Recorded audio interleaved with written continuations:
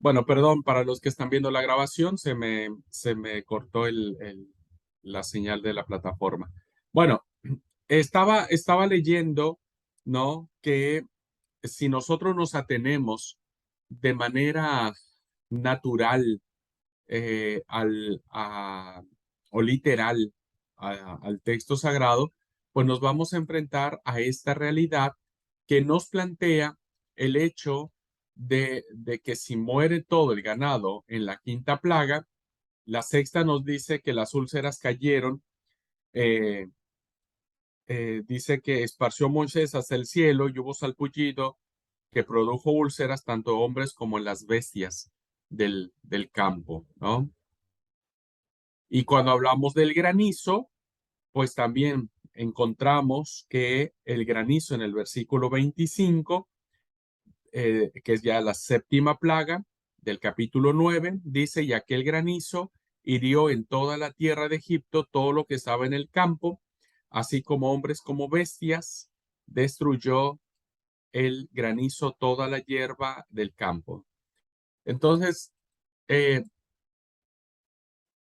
debemos entender, hermanos, que la composición del texto sagrado está en función básicamente de que el autor no necesariamente sigue un orden lógico de las cosas, sino más bien a través de esta escritura, pues trata de establecer por sobre todas las cosas la verdad más importante.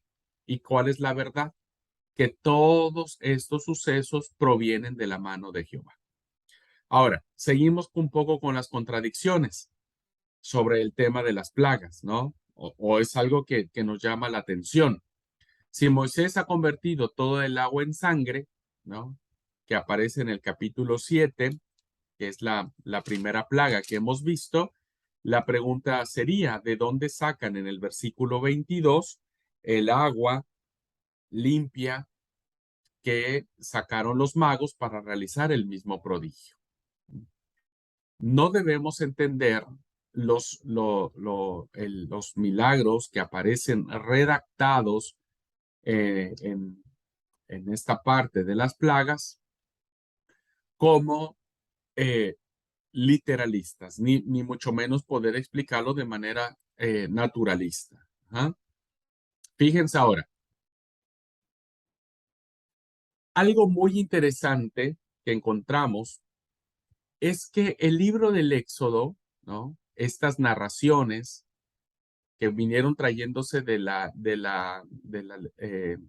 tradición oral, no son los únicos, no es el único libro que nos ofrece una explicación o hablar acerca de las plagas. El salmista, los salmistas habían encontrado ya o habían escrito, no sabemos si antes de que se escribieran estas tradiciones o después, estos salmos. Y fíjense ustedes, por ejemplo, que en el Salmo 78 solo se mencionan 9 plagas, no se mencionan las 10 plagas. Y ahí la ausencia de la plaga de las tinieblas y también, hermanos, el orden en el que el salmista escribe el tema de las plagas es alterado. No sigue el mismo orden que aparece en las tradiciones del Éxodo. ¿Ah? Lo mismo sucederá con otro salmista que escribirá el 105, ¿no? Del 27 al 36, donde nos encontraremos también con otra tradición que habla acerca de las plagas del Egipto. Y lo hará siguiendo un orden totalmente distinto al que nos plantea el, el, la narración del Éxodo. Ujú. Entonces, si vemos el Salmo 105, nos vamos a encontrar que, por ejemplo, en el 26, el Salmo 105, 26, dice, envió a su siervo Moisés y Aarón, el cual escogió, Puso en ellos las palabras de sus señales y sus prodigios en la tierra de Cam. Envió tinieblas que lo oscurecieron todo. El salmista inicia casi por la novena plaga, ¿no es cierto? Que es el tema de las tinieblas. Y luego habla acerca de las aguas en sangre, ahí vuelve a la primera, ¿no? Que mató a sus peces. Luego las ranas, luego las moscas, los granizos, en fin. Este, y lo mismo sucederá en el Salmo 78. ¿Ah? En el Salmo 78 habrá también por parte del salmista un orden distinto al mencionado en el Éxodo.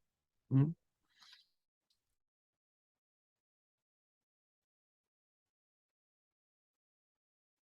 Bueno, léanlo por favor, está ahí solo para que ustedes lo puedan cotejar. Además, el relato de las plagas, hermanos, en el libro del Éxodo no es obra de un solo autor. Ujú. Como vamos a ver en su momento, el Pentateuco fusiona, une tres tradiciones distintas. Hay tres corrientes, diríamos en esos términos, tres corrientes de pensamiento dentro del pueblo de Israel, que cada uno de ellos, cada corriente, cada tradición, cada grupo de personas, ¿no? Va a transmitir el texto sagrado o la verdad de Dios a veces de una manera diferente. Ajá. Entonces, hoy no voy a explicar el tema de lo que es la tradición yavista, la eloísta y la sacerdotal, aun cuando hay una más, que es la deuteronomista, pero eso lo vamos a ver en otro momento. Entonces, ¿qué es lo que encontramos aquí, hermanos? Que los relatos que aparecen en el Pentateuco no proceden de una sola persona, como a veces hemos pensado, que ha sido Moisés el autor de los primeros 5 libros de la Biblia. Ujú. Estos 5 libros, Génesis, Éxodo, Levítico, Números y Deuteronomio, son producto de tres tradiciones que plasmaron el texto sagrado. Entonces, lo mismo sucede en el Éxodo, por eso es que las formas en que se escribieron, pues parecen ser que no corresponden a la misma pluma, sino evidentemente corresponden a una pluma, una virome diferente, ¿no? Eh, Solo como para que ustedes tengan más o menos una idea de lo que estoy hablando, cuando abordamos el tema de los relatos de la creación, ¿no? Eso no lo dijimos en clase, hoy se los estoy diciendo. Parece ser que ninguno de ustedes se percató, o al menos no me lo hicieron saber, a lo mejor y sí, pero no me lo hicieron saber. Ninguno de ustedes se percató que el primer relato de la creación, en el primer relato, ¿no es cierto? Para referirse a Dios se usa la palabra Elohim, Dios. Y dijo Dios, sepárese las aguas de la tierra. Y dijo Dios, y creó Dios los cielos y la tierra, ¿no?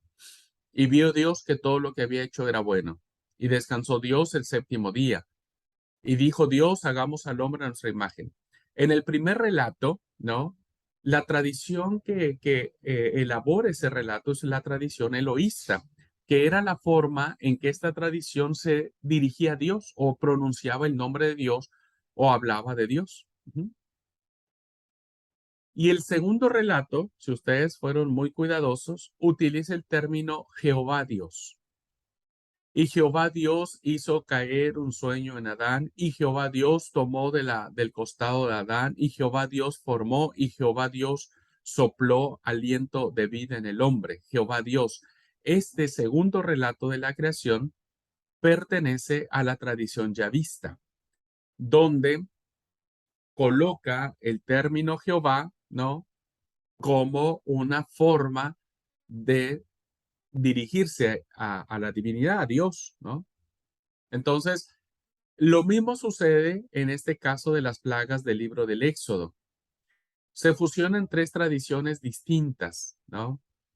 Que evidentemente el redactor, el final, el que acomodó todo esto, pues hizo una obra de arte maravillosa, pero no le quiso acomodar nada, no le quiso cambiar nada. Dejó tal cual estaba, ¿no? Y entonces fue de esa manera en que hoy conocemos la historia que conocemos. ¿Mm?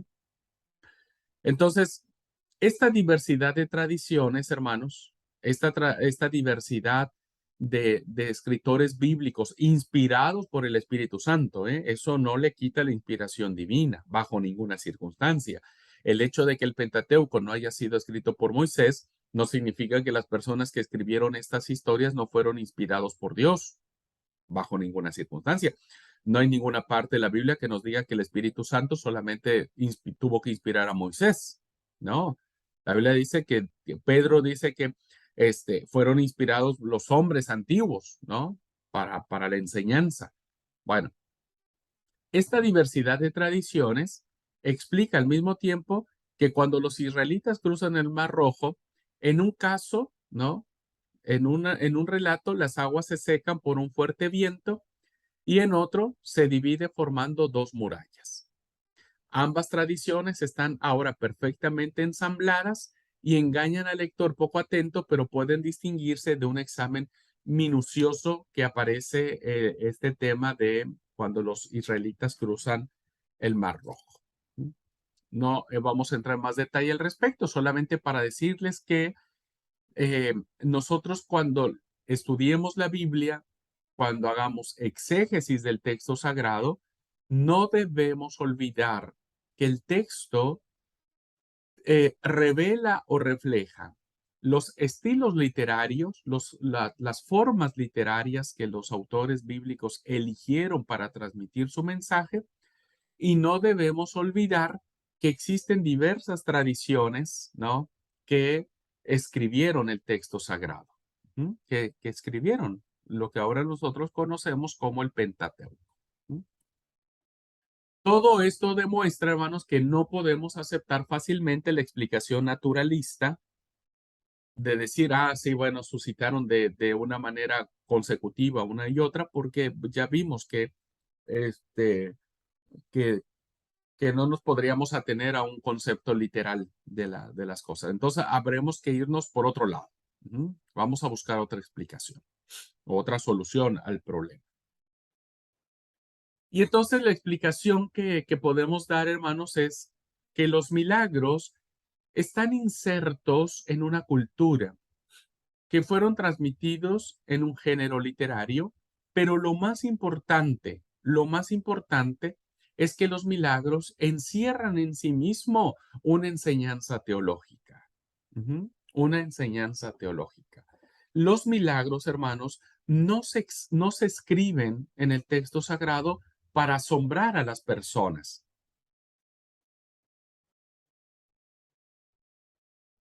para crear el morbo de las personas, ¿no? Para desear tener esos poderes o esos milagros, esa fuerza o ese poder para resucitar en fe, para resucitar muertos, para abrir el mar en dos. No, no, los milagros no se escriben, hermanos, para que el ser humano desee tener ese poder, ¿no? De hacer caer fuego del cielo. Los milagros tienen una función catequética, ujú, una función de enseñanza. Esa es la catequesis. La catequesis no es una palabra privativa de la Iglesia Católica, una palabra griega que significa enseñanza. Entonces, ante todo, y lo vamos a ver en el tema de los milagros, ¿no es cierto? Resulta curioso que los milagros no estén repartidos de forma homogénea en toda la historia de Israel. No encontramos, hermanos, milagros esparcidos de manera constante. En la época patriarcal, insisto, no tenemos un conjunto de milagros, ¿no? Abraham, Isaac, Jacob, no tenemos el conjunto de milagros. Sí lo tenemos en Egipto, la salida, las plagas, el Mar Rojo, el maná, el agua que sale de la piedra, ¿no? Pero después ya tenemos ahí alguno que otro caso suelto en la época profética, ¿no? Pero no, en la época del exilio, en la época monárquica, no tenemos milagros, ¿no es cierto? David, no recuerdo una tradición de milagros de David, ¿no? O del el reino del norte o el reino del sur. Mm. Bien, entonces tendríamos que ubicar, hermanos, y esto es muy importante, es una clave exegética. Cuando hablo de exégesis, hermanos, es investigar en el texto, es hacer un exégesis, es hacerla como de detective, ¿no? Investigar qué dice el texto, por qué se escribió, quién lo escribió. Eso ya, ustedes van a tener clases sobre eso. ¿Mm? Bien, entonces, en el primer gran círculo donde encontramos milagros es en los orígenes del pueblo, cuando el pueblo se empieza a formar, y principalmente en el libro del Éxodo y de Números. Luego tenemos otro círculo de milagros que van a ser hechos por los profetas del norte, ujú, por los profetas del norte, solamente en los casos de Elías y de Eliseo. Ujú. Elías será el más importante, pero Eliseo hará mucho más milagros que Elías. Y hay también un círculo de milagros en el segundo libro de los Macabeos, pero eso, bueno, ya entra dentro de la época griega. La explicación es muy distinta en cada uno de estos casos, pero siempre ayuda a tener en cuenta ciertos factores culturales, ¿no? En el momento en que se escribe, el autor bíblico, hermanos, vive un momento histórico diferente al nuestro, ¿no? Diferente al nuestro. Eh, Hay factores literarios, ¿no? Donde diversas tradiciones van a escribir dependiendo su comprensión, ¿no? Ya sea lo que los estudiosos llaman como las tradiciones yavistas, eloístas, sacerdotales, deuteronomistas. Ujú. Pero también habrá factores teológicos. Y esto es muy importante. Los milagros, hermanos, deben interpretarse en función de la enseñanza teológica que el autor bíblico quiere darnos al momento de plasmar estos milagros. ¿Mm? Y lo vamos a ver entonces con base en el siguiente ejemplo. Vámonos a los orígenes del pueblo. Veamos solamente algunos ejemplos de milagros que aparecen cuando el pueblo se forma. Y vamos a mirar, hermanos, cómo las diversas tradiciones de la Biblia eh, escriben en función de la intención teológica que quieren expresar. ¿Ok? Bien. En cualquier país, los orígenes del pueblo, ya sea Roma, Grecia, Persia, Asiria, Babilonia, etcétera, etcétera, etcétera, todos los pueblos, hermanos, cuando se forman, se transmiten a través de los cantares de gestas o de las grandes epopeyas, ¿no? Estamos hablando del mundo antiguo. Baste pensar en la historia que escribe Homero, en la Ilíada, la Odisea, la Eneida, literatura antigua. Algo común a estas obras muy antiguas, como el texto sagrado mismo, es que no presentan los hechos con absoluta objetividad y tienden siempre a engrandecerlos y exagerarlos. El protagonista en estas historias, ¿no? De la Ilíada, la Odisea y demás, es siempre el hombre más valiente que se haya conocido. Los ejércitos impresionan por sus números, las dificultades son enormes, pero finalmente, como buen héroe, terminan superándolas todas. ¿Mm? Es muy propio de esta literatura antigua. Hoy se tiene igual esta forma de escribir, pero ateniéndonos al tiempo en que puede estar eh, el texto sagrado. Decimos un poco más. Lo maravilloso tiene perfecta cabida en esta presentación de la historia. Por ejemplo, Rómulo y Remo, que fueron los fundadores de Roma, son abandonados en la selva y amamantados por una loba. Aquiles, en la literatura griega, solo tiene un punto débil en todo el cuerpo, el talón. En épocas modernas, ¿no? La epopeya del lejano oriente americano es un ejemplo típico de contar la historia. Es el gran Buffalo Bill que mata centenares de indios con solo el revólver de sus 6 balas. Son historias, hermanos, es la manera de contar una historia, ¿no? En donde el autor puede exagerar las cosas en aras de una verdad mayor. Y eso no quiere decir que esté haciendo mal. Es un recurso literario válido y que evidentemente para, para esas culturas era normal escribirlo. Tal vez para nosotros hoy pensaríamos que no, ¿no? Pero a ver, hemos leído que Roma se ha fundado por Rómulo y Remo, que fueron amamantados por una loba. Es una leyenda que evidentemente trata de decirnos una verdad, ¿no? Más allá de que si es históricamente correcta, que si históricamente la podemos aceptar. Sin embargo, se ha aceptado como una verdad, como el hecho fundante del Imperio Romano. Ajá, como el hecho fundante. Bien, la literatura y la cinematografía que trata de explicar estos eventos épicos de guerra, de lucha, siempre van a apasionar y a conmover. Sin embargo, incluso el niño adopta una distancia crítica y aprende a distinguir entre la realidad y la ficción, ¿no? Cualquiera tiene que aprender a distinguir entre lo que es realidad y aquello que no, que fue tal vez inventado o tal vez fue formado o moldeado para dar una idea mayor. Ujú. Los cristianos hemos sabido adoptar esta postura cuando se trata de epopeyas paganas. O sea, cuando encontramos a Rómulo y Remo, dijimos, no, a ver, históricamente no puede ser, ¿no? Pero entendemos que esa es la forma en que se transmitió la manera en que se funda Roma. Bien. ¿Qué es lo que pasa, hermanos? ¿Por qué muchos fallamos? Mucha gente falla, se aleja de la Biblia porque dice, no, a ver, la Biblia es una mentira, no se ponen de acuerdo, falsean la verdad, por lo tanto no debe ser palabra de Dios. No, no, en lo absoluto. Quien dice eso, pues básicamente presume de una gran ignorancia del pensamiento semita. Ajá.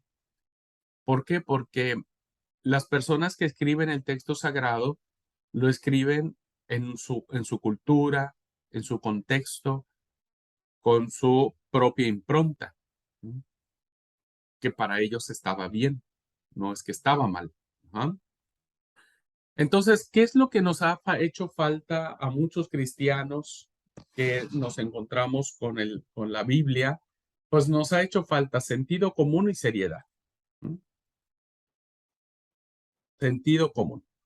Sentido común, hermanos, porque nos hemos negado durante siglos a aplicarle los mismos criterios a las obras literarias que se escribieron, como las que he comentado anteriormente. O sea, solo es tener un sentido común de entender que las formas en que se escribió el texto sagrado, ¿no? Fueron muy diferentes a las que nosotros hoy podríamos pensar que son las mejores o son las verdaderas, ¿no? A veces la Biblia engrandece y exagera lo sucedido, a veces cuenta cosas que no ocurrieron o que tuvieron lugar de forma muy diferente. Ujú. Ya lo vamos a ir viendo. Pero eso no significa que la Biblia sea una mentira, sino significa que el redactor, el autor bíblico, utiliza esta parte para transmitir la verdad. Lo planteamos en el tema de las plagas, ¿no? O por fin, ¿se murieron todos los animales o no se murieron todos los animales? ¿O los animales terminaron muertos todos en la quinta plaga? ¿O todavía quedaron algunos? ¿O no dijo la verdad la quinta plaga? No, es solamente sentido común.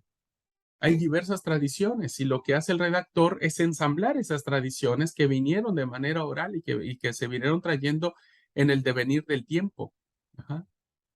Y eso es lo que hace rico el texto sagrado, no lo hace mentira, lo hace rico en verdades. Ajá. Que dependerá de nosotros tomar con seriedad este tema, ¿no? Vamos a ver el ejemplo. Vamos a ver el ejemplo. Antes de irnos al receso, vamos a ver el ejemplo. ¿No? Vamos a ver el caso del maná, el milagro del maná, que ustedes leyeron también.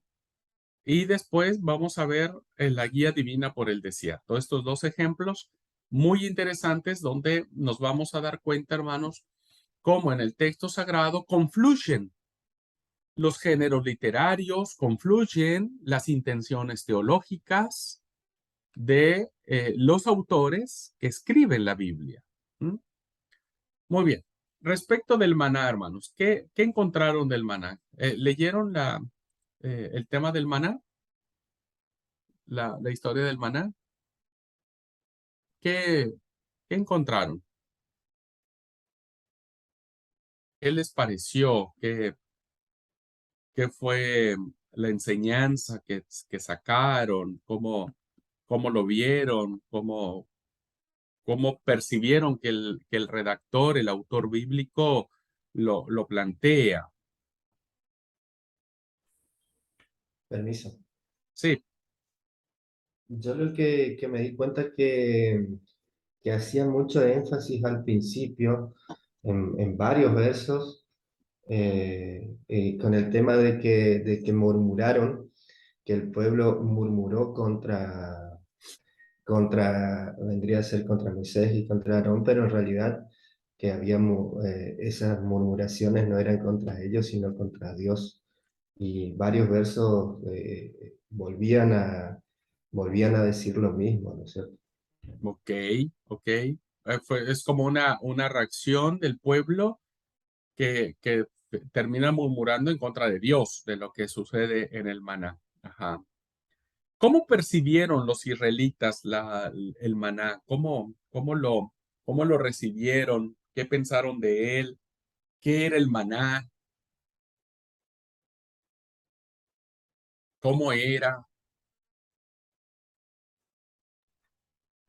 Y ahí decía que era como una escarcha, ¿no es cierto? Ah, Algo como unas migas grandes, ¿no es cierto? Algo así, según lo que yo pude entender. ok, ok. Eh, si pudieron leerlo en otras versiones. Bueno, yo tengo Reina Valera y Reina Valera dice que eran como semillas de culantro blanco y su sabor como hojuelas de miel. O sea que eso ha de haber estado re rico, re rico. ¿Qué más? ¿Alguien más quiere compartir? ¿Qué otra cosa vio en el relato del maná?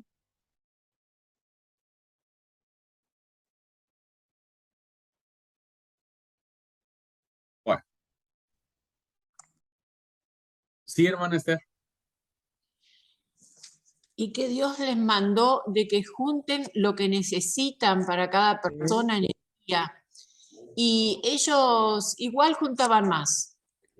Y cuando le dijeron el sexto día, junta para el séptimo, y algunos se descuidaron y salieron el séptimo a buscar. Y no sé, era tan fuerte la presencia de Dios a través de esto que me parece que no daba para el cuido, pero no sé cuál era la situación de ellos. Era bien particular, ¿no? Sí, Sí. 40 años estuvieron juntando, dice el maná. Ujú. No sé, es muy fuerte. Muy bien, muy bien. Es interesante, ¿no es cierto? Es interesante. Vamos a verlo, vamos a mirar un poquitito cómo se da este tema. Ajá.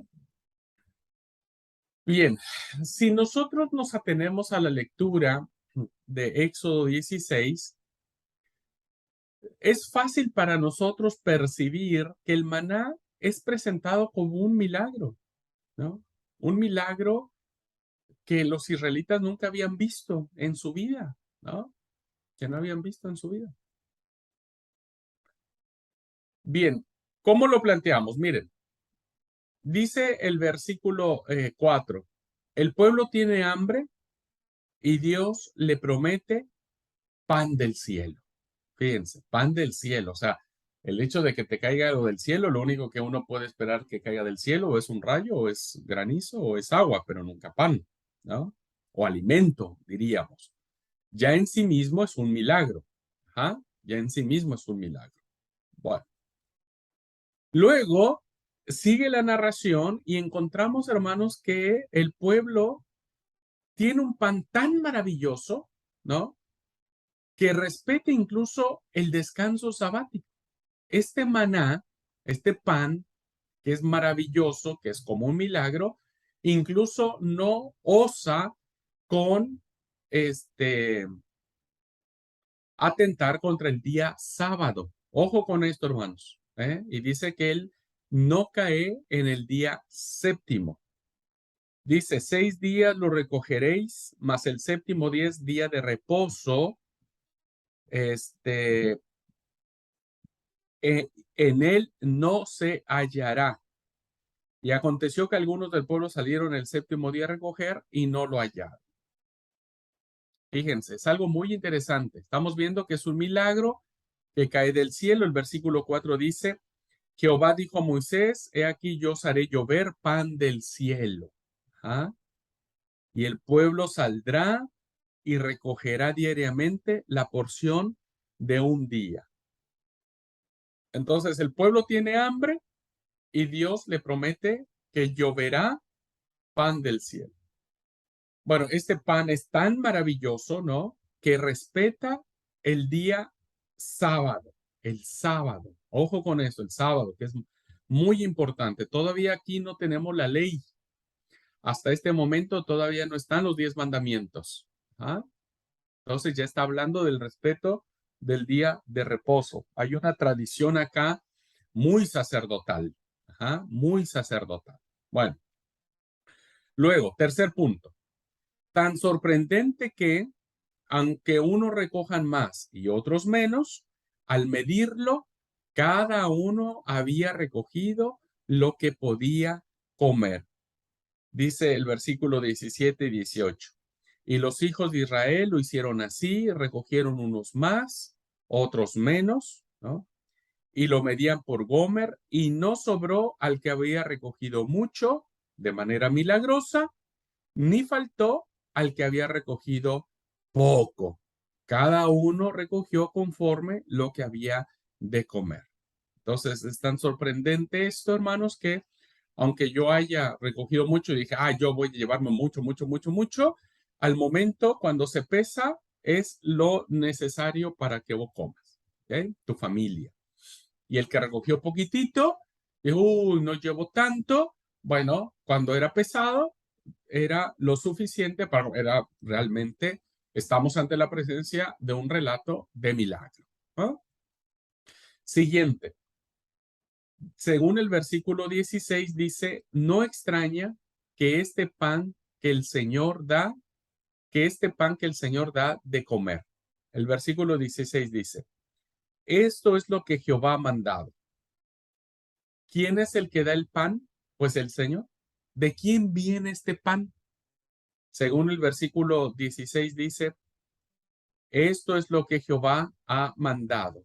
Recoger de él cada uno según lo que pudiere comer.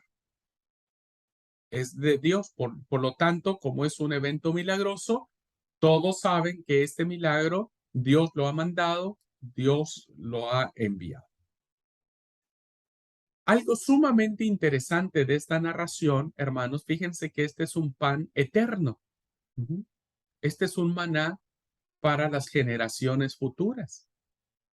No es un pan que va a terminar pronto. Ojo con esto, hermanos. Este relato de presentar el maná como un acto milagroso lo extiende incluso el autor, ¿no es cierto?, hasta las generaciones futuras. Vean el versículo 32 y el 34. Dice, y dijo Moisés, esto es lo que Jehová ha mandado, llenad un gomer de él y guardadlo para vuestros descendientes, a fin de que vean el pan que yo os di a comer en el desierto cuando yo saqué de la tierra de Egipto.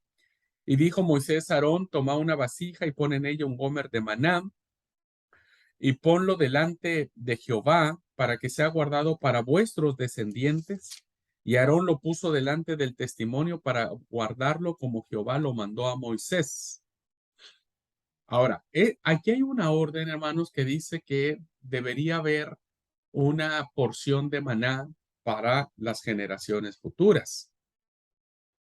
La pregunta es, ¿dónde está ese maná? ¿Dónde está?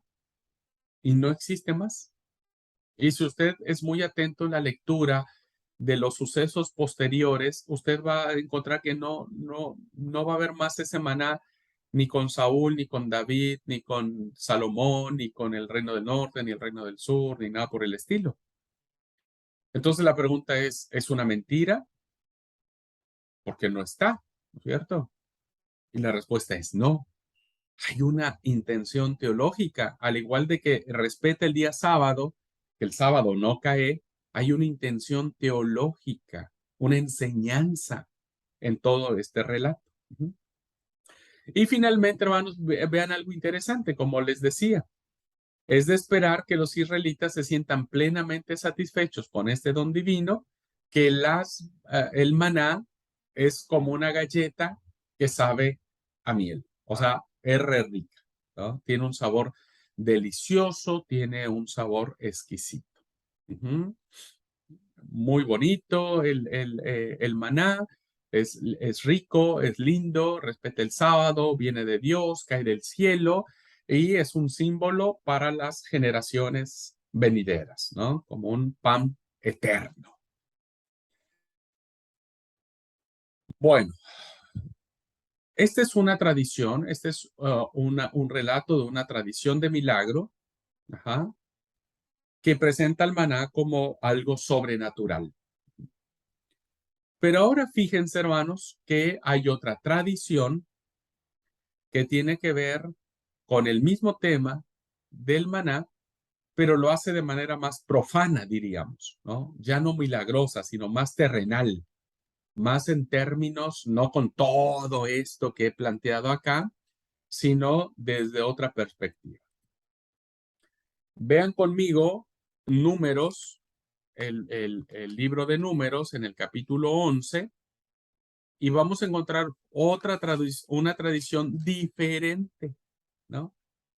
Diferente a la que se encuentra en el Éxodo en relación al maná. Dice el versículo 4 al 9 del libro de Números. Y la gente extranjera que se mezcló con ellos tuvo un vivo deseo, y los hijos de Israel también volvieron a llorar y dijeron, ¿quién nos diera a comer carne? Nos acordamos del pescado que comíamos en Egipto de balde, de los pepinos, los melones, los puerros, las cebollas y los ajos. Y ahora nuestra alma se seca, pues nada, sino este maná ve nuestros ojos, ¿no? O sea, ya no hay tanto milagro acá. El pueblo dice, lo único que vemos es un maná, lo que vemos es maná, maná, maná, maná para todos lados. Y el versículo 7 es interesante, dice, y era el maná, fíjense, como semillas de culantro y su color como color de bedelio. El pueblo se esparcía y lo recogía y lo molía en molinos o lo mojaba en morteros y lo cocía en caldera o hacía de él tortas. Su sabor era como de aceite. nuevo. Y cuando descendía el rocío sobre el campamento de noche, el maná descendía sobre él. ¿Mm? ¿Qué es lo que vemos aquí, hermanos? Vemos una tradición que nos habla acerca de qué es lo que pensaba Israel sobre el maná. Si nos atenemos al relato del maná en el Éxodo, pues vamos a darnos cuenta que era wow, era re milagroso, un acto maravilloso que cayó del cielo y demás. Pero aquí nos encontramos un relato, una tradición que nos dice que el pueblo añora la comida de Egipto, ¿no? Los pepinos, el puerro, las cebollas, los ajos, los melones, el pescado, etcétera, etcétera. O sea, los tipos tenían un menú impresionante, ¿no? Y entonces comparan todos esos manjares de Egipto que comían, ¿no es cierto? Lo comparan con un alimento del cual hablan de una manera más desdeñosa, de una manera más profana. No, ya no hay ese halo de milagro, ¿no es cierto? Ya no lo hay. Y entonces ahora dicen, lo único que vemos es este maná. Y esas hojuelas de maíz, ¿no? Esa hojuela de culantro o esa semilla de culantro, que sabía a miel, ahora sabe a aceite. No, ya no sabe a miel. Ahora es una semilla que tienen que recoger, que tienen que martajar, es una especie de semilla que hay que cocinarla, ¿no? Que hay que hacer tortas, que hay que hacer tortilla, que hay que hacer fuego, que hay que hacer todo un laburo para finalmente terminar comiendo ese maná, ¿no? Que ahora ya no sabía más ¿cómo se llama? Ya no sabía más a miel, a hojuelas de miel, sino es una semilla de color de bedelio. Déjenme ver un poquitito cómo lo traduce NBI. Porque Reina Valera dice que tenía color de bedelio. Y solo quiero ver cómo lo traduce el 7. NBI lo escribe de esta manera, dice, pero ahora tenemos reseca la garganta y no vemos nada que no sea este maná. A propósito, el maná se parecía a la semilla del cilantro y brillaba como la resina, ¿no? Ese era el color, ya no era tan lindo como en la tradición del Éxodo, ¿no? El pueblo salía a recogerlo y lo molía entre dos piedras, o bien lo machacaba en morteros y lo cocía en una olla o hacía pan con él. Sabía a pan amasado con aceite. O sea, ya el sabor de miel ya no era. Entonces, con este ejemplo, hermanos, ¿no? Nos damos cuenta que había algo más que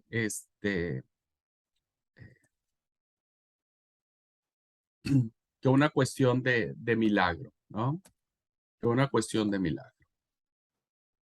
Bueno, vamos a irnos al receso y vamos a volver con otro relato, ¿no? Que en una parte nos lo presenta como algo milagroso y después tenemos otra tradición que le quita todo el aspecto de milagro, ¿no? Y lo transforma en un evento pues mucho más terreno. ¿Mm? Entonces, hasta aquí, hermanos, ¿alguna pregunta? ¿Se va entendiendo lo que quiero tratar de explicar con esto?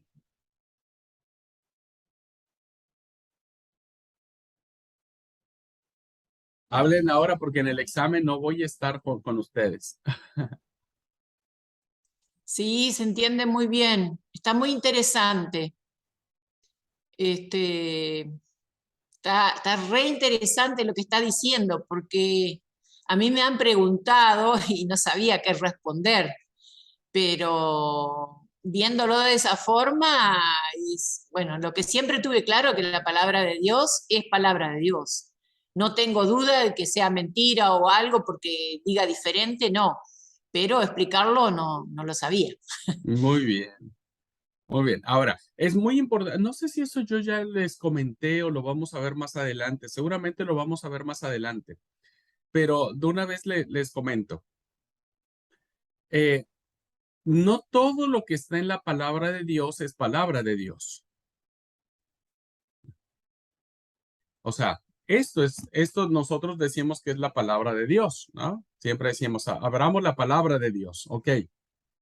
Pero no todo lo que está aquí escrito, Dios lo hablan los hombres, lo hablan los hombres, ¿no? Vamos a ver algunos ejemplos. No es Dios el que habla. Por eso es que a veces pensamos que es Dios el que debemos, eh, ¿cómo se llama? Eh, Le cargamos todo a Él cuando no ha hablado Dios, hablan los hombres. Y eso es lo que vemos acá. No es que Dios esté dándonos una mentira, ¿no? Diciendo, a ver, el maná es presentado como un milagro o como un hecho profano. Simplemente que en la palabra de Dios está la palabra de los hombres que tienen distintas tradiciones sobre un mismo hecho, sobre un mismo hecho. Pero no es que sea mentira. Es una intención teológica. El autor, el redactor del maná, lo que quiere resaltar es la importancia del sábado como día de reposo y tiene que ver con la intención teológica de que ese pan sería para las generaciones futuras. ¿Dónde entendemos que ese pan se cumple? En Jesús. Jesús, hermanos, entonces toma la parte del Éxodo para decir, yo soy el pan que descendí del cielo. No toma la tradición profana, ¿no es cierto? Jesús no es una semilla que sabe a aceite, es un pan que sabe a miel, ¿no? Entonces tiene una intención teológica el autor, el autor no tiene la intención de decir, bueno, este es un milagro y como milagro no se, no se cuestiona o qué sé yo, sino más bien tiene una enseñanza. ¿Qué es lo lindo de esto? Bueno, ¿alguien más, hermanos, antes de irnos al receso? ¿Quedó claro? Bueno, los hermanos que están acá, los que están viendo la grabación, seguramente tendrán un montón de preguntas. Pero bueno, los que están en clase, ¿ha sido claro? ¿Tienen alguna pregunta, algún comentario? Después vamos a venir con otro ejemplo para que vean que esto es muy común en el texto sagrado y que eso nunca nos quita la idea de entender que es palabra de Dios. O sea, que es palabra de Dios en el sentido de que ha sido inspirada por él. Bueno, vamos al receso y volvemos en 5 minutitos.